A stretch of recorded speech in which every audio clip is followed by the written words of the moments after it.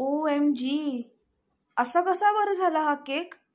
बाहेरून तर सगळा बेक झालाय, पण आतून मात्र सगळा कच्चा राहिलेला आहे. शिट, आता काय करायचं? तुम्हाला पण कधी असं झालंय का? चला तर बघूया आपण यातून काय शिकलो.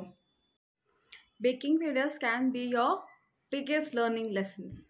Let's see how. Hi, I'm Pallavi and welcome to Pallavi's Delicious Treats. तर आज आपण बघतोय, जसं मी केक दाखवला मगाशी त्याचप्रमाणे तुमचे बेकिंग फेलियर्स काय असतात आणि ऑफकोर्स ते असले पाहिजे, कारण बेकिंग फेलियर्स जर नसले तर आपल्याला कळणार नाही की आपण कुठे चुकलो, काय चुकलो आणि आपण हे कसं इम्प्रूव्ह करू शकतो. सो व्हिडिओमध्ये जायच्या आधी चॅनलवरती नवीन आहात तर सबस्क्राईब करायला विसरू नका. व्हिडिओला शेवटपर्यंत बघा आणि आवडला तर नक्की लाईक करा, शेअर करा आणि कमेंट्स करून कळवा की तुमच्या बेकिंग जर्नीमधला फेलियर काय आहे आणि तुम्ही त्याच्यातून काय शिकलात. Let's start. हा जेव्हा मी केक बनवला आणि त्याचा आउटकम तुम्ही बघू शकता कसा होता तो. सो तेव्हा खूप पॅनिक झाले. ऑब्व्हियसली सगळ्यांना जे होतं, स्ट्रेस आला की अरे आता मी काय करू आणि हे का असं झालं. In spite of using all the high great quality ingredients, सगळे एक्सपायरीमध्ये असलेले रॉ मटेरियल वापरून सुद्धा हे असं का झालं हे मला फिगर आउट करायला थोडासा वेळ लागला. अगेन जे काही नेगेटिव्ह थॉट्स येत होते त्यांना आधी थांबवलं की आणि स्वतःला समजावलं की ही पॅनिक करण्याची सिच्युएशन नाही आहे. जे लर्निंग्स आहेत ते आपण नोट डाऊन केले पाहिजेत आणि त्यावर आपण विचार केला पाहिजे की हे का झालं आणि हे पुन्हा ऑफकोर्स नाही रिपीट करायचं. हेच आपण करू शकतो, कारण बेक झालेला प्रोडक्ट काय आपण पुन्हा त्याला दुसरं काही स्वरूप नाही देऊ शकत. अर्थात बाजूचा केक चांगला आहे, सो तो आम्ही खाऊन संपवणार आहोतच, त्यात काही शंका नाही आहे. So taste wise it was awesome. त्यामुळे एक लक्षात आलं की इन्ग्रेडियंट्स रॉ मटेरियलमध्ये काहीही प्रॉब्लेम नव्हता, टेस्ट सुंदर आलेली होती. पण जेव्हा पुन्हा करायची वेळ आली तेव्हा माझ्याकडे रॉ मटेरियल नव्हतं. And that was the time की अरे यार शिट, आता मी काय करू. सो मी एक पॉज घेतला, सगळे मटेरियल्स पुन्हा लिस्ट डाऊन केले, काय पाहिजे, किती प्रमाणात हवे आहेत आणि बाजारात जाऊन त्या गोष्टी विकत आणल्या. एक दोन जिन्नस मिळाले नाहीत त्या दिवशी, अवेलेबल नव्हते. सो दुसरी गोष्ट, आता काय करायचं. इथेच तुमची क्रिएटिव्हिटी येते की तुम्ही ती रेसिपी ट्विक कशी करता अवेलेबल इन्ग्रेडियंट्समध्ये without compromising on the taste factor. आहे की नाही गंमत. आणि यासाठी थोडंसं डोकं लावायला लागतं आणि यू आर डन. मी एक दोन इन्ग्रेडियंट्स रिप्लेस केले. मेजरमेंट्समध्ये फार फरक करायची गरज नव्हती, ते केलं. आणि हे का झालं ह्याच्याबद्दल जेव्हा विचार केला तेव्हा लक्षात आलं की मी व्हिनेगर जेव्हा ॲड केलं होतं तर ते व्हिनेगर मी 1 चमचाच घातलं होतं, म्हणजे ज्याच्याऐवजी ते बटरमिल्क पूर्ण व्यवस्थित एकरूप झालं नाही. आपण जेव्हा बेकिंगमध्ये बटरमिल्क करतो तेव्हा दुधामध्ये व्हिनेगर घालतो. सो व्हिनेगर घातलेलं कमी पडलं. मला 2 ते 3 चमचे व्हिनेगर घालायला हवं होतं आणि मी ते नाही घातलं. So inadequate measurement of ingredients. म्हणजे मी जेव्हा आधीच्या व्हिडिओजमध्ये सांगितलेलं आहे की ॲडिक्वेट मेजरमेंट किती महत्त्वाचं आहे बेकिंगमध्ये, हे त्याचं जिवंत उदाहरण आहे. असं मी सांगू शकते की एक जर इन्ग्रेडियंट आपला चुकीचा झाला तर काय होऊ शकतं ते बघा. दुसरी गोष्ट जी चूक झाली ती अशी होती की मी बॅटर खूप मिक्स केलं. थोडा मोठा केक होता नेहमीपेक्षा.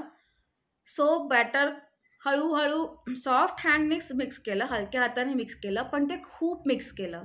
Second mistake, over mixing the batter. ठीक आहे. So avoid to over mixing of the batter. हे जे मी वारंवार सांगते ते ह्यासाठी. तिसरी गोष्ट, मी ते बॅटर थोडंसं ठेवलं, म्हणजे बॅटर ट्रान्सफर करण्यासाठी 1-2 मिनिटाचा वेळ गेला. मुद्दाम नाही ठेवला, वेळ गेला, कारण बटर पेपर कापलेला नव्हता आधी टिन साईजमध्ये. म्हणजेच जेव्हा मी सांगते की बटर पेपर तुमचा तयार ठेवा, पण त्यावेळी माझ्याकडून ते राहिलं आणि मग लक्षात आलं की अरे बॅटर ओतायला बटर पेपर तर कापलेलाच नाही आहे टिन साईजचा.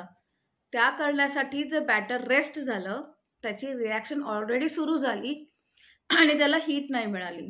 So third mistake to avoid is do not rest your cake batter after it is done. चौथी गोष्ट जी अवॉइड करायची ती म्हणजे टिन साईज. माझा टिन साईज थोडा कमी झाला घेतलेला. मी घेतला होता 6 इंचाचा टिन साईज, 7 इंचाचा टिन साईज, पण तो घ्यायचा पाहिजे होता 8 इंचाचा. 7 इंचाच्या टिन साईजमध्ये बॅटर खूप भरलं गेलं, 90% टिनपर्यंत बॅटर भरलं गेलं. त्यामुळे काय झालं, जेव्हा बेकिंग सुरू झालं, ऑफकोर्स मी 50 मिनटं बेकिंग केलंय केकला, पण ह्या सगळ्या गोष्टींमुळे बाहेरनं बेकिंग सुरू झालं केकचं, पण कुठेतरी आतून जो शिजत यायला पाहिजे त्याला जागाच मिळाली नाही की तो वरती येऊन फुलेल आणि बेक होईल. त्यामुळे बाहेरनं खूप छान फुलला आणि आतून त्याला फुलायला जागाच नाही उरली, कारण केक टाईम कमी साईजचा घेतला गेला. नेक्स्ट टाइम जेव्हा मी केलं तेव्हा मी म्हणल्यासारखं पुन्हा नव्याने सगळे इन्ग्रेडियंट्स घेतले. जे इन्ग्रेडियंट्स अवेलेबल नव्हते ती रेसिपी ट्विक करून दुसरे इन्ग्रेडियंट्स वापरले. टिन साईज मोठा घेतला, टिन प्रिपेअर करून ठेवला आणि येस, ओव्हर मिक्सिंग केलं नाही बॅटरचं. लगेच बॅटर मिक्स करून तेव्हाच्या तेव्हा घातलं, व्हिनेगर ॲडिक्वेट क्वांटिटीमध्ये घातलं आणि सुंदर बेक तयार झालेला आहे माझा केक.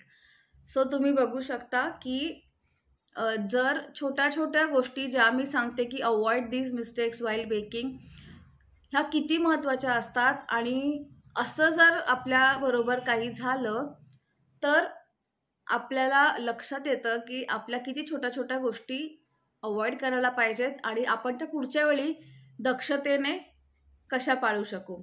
सो कधीही जर फेलियर आलं बेकिंगमध्ये तर पॅनिक होऊ नका की आता मी बेकिंग सोडणार, आता मला काही अर्थ नाही आहे ह्याचा वगैरे वगैरे जे विचार येऊ शकतील, पण त्याचा फार विचार करू नका. ते टाइम बिंग असतात, माणूस आहोत, कधीतरी विचार येतात.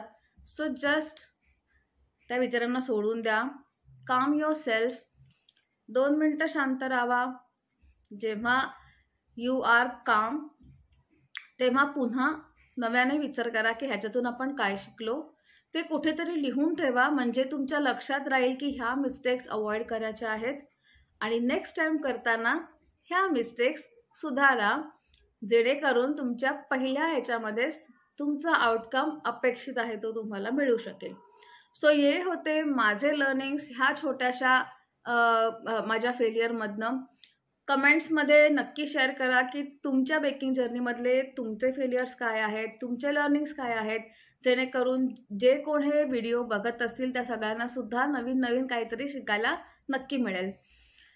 व्हिडिओ आवडला असेल तर नक्की लाईक करा, सबस्क्राईब करा चॅनलला आणि जास्तीत जास्त शेअर करा, कारण हे फेलियर्स तुमच्या आयुष्यात कुठल्याही टप्प्यात आले तरी शेवटी शिकायचं आहे आणि पुढे जायचं आहे. स्टे ट्यून आणि enjoy your baking journey. Bye, भेटूया पुढच्या व्हिडिओमध्ये.